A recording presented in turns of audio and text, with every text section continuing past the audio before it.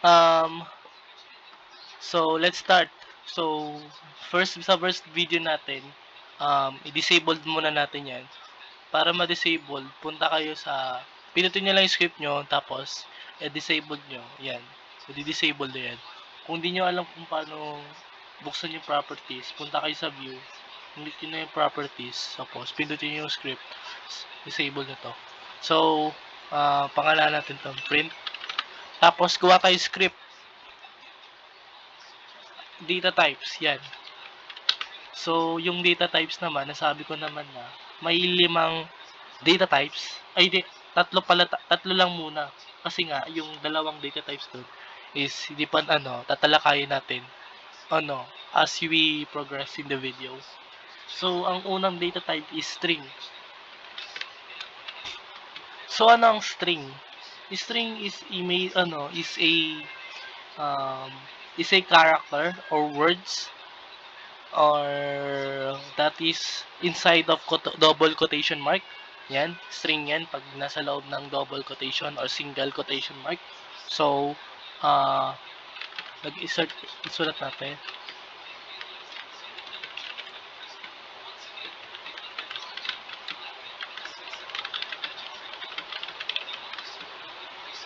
Oops.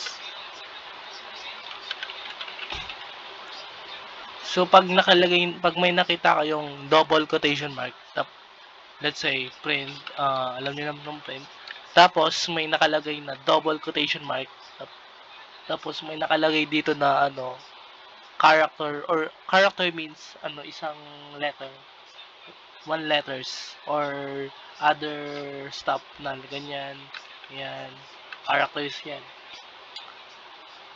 So pag may nakita kayong words na nakalagay dyan, let's say hot dog, yan, string yan syempre kasi nasa loob ng quotation mark yan, string yan. Kung para malaman yung string yan, pwede naman gamitin tong keywords na to. Copy nyo lang kanina yung string na ginawa natin. Type of. Yan. Para malaman yung string nyo, pwede nyo mong gamitin tong keywords na to. Type of. Tapos, lagay kayo ulit ng parenthesis. Tapos, ilagay nyo yung string nyo dyan sa loob ng parenthesis na yan. Ayan. String, diba? So, second data type naman is yung number. So, alam niyo naman siguro yung number or integer. Yun siguro yung 1, 2, 3, and so on. 1, 2, 3, and int.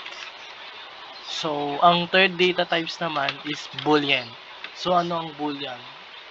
Yung boolean is basically true or false lang siya. Let's say, print true.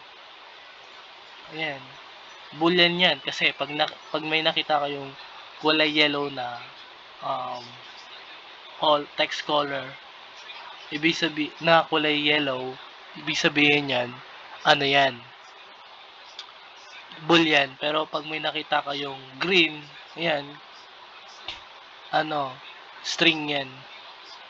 Pero kung may makita kayong parang yellowish, di ko alam, yan,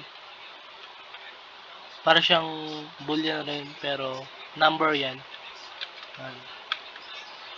Yan, mga ganyan. Numbers yan, pag may nakita kayong text color na ganyan. Okay? So, sa false, ganun rin.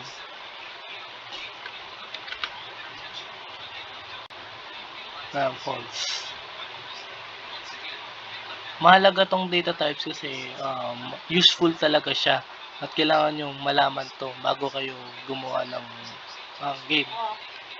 I mean, ng basic tutorial video. Kasi, true. Yan, boolean. So, yung fourth data type naman, ito lang muna yung sasabihin ko. Kasi, yung panghuling data types, sasabihin ko na rin yun. Next video. So, ano ang... Oops, mali. So, Tama lang.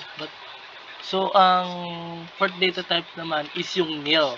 Meaning, may nilagay kang hindi naman siya nag-exist sa script. Let's say, hotdog. Eh, di naman siya wala namang sinabing hotdog dito. Na di naman, hindi niya ibig sabihin ng ganitong yellow na squiggly. Ibig sabihin, wala, sinasabi ng machine, ano to? What is this? Eh, di naman niya alam kung boolean ba to, string to, eh wala naman kasing nakalagay na double quotation. Pag may nakita kayong ganito, tapos print nyo, nil yan. Kasi nga, di alam ng machine na kung anong data types to. So, sasabihin nyo na lang na ano to, na wala namang value to.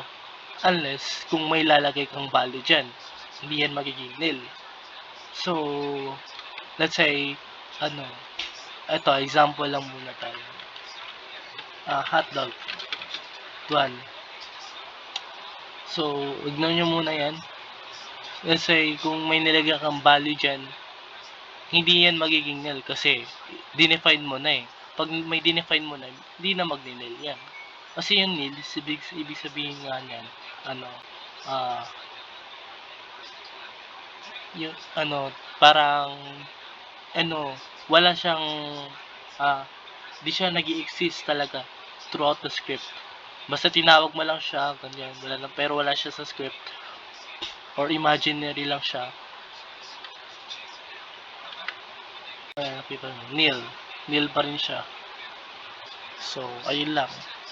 Kung meron kayo natutunan for this video, baka naman pwede naman like and subscribe for more Roblox scripting tutorial Tagalog at saka maraming tayo mga tulungan na na nahihirapan sa scripting. So, ayun lang.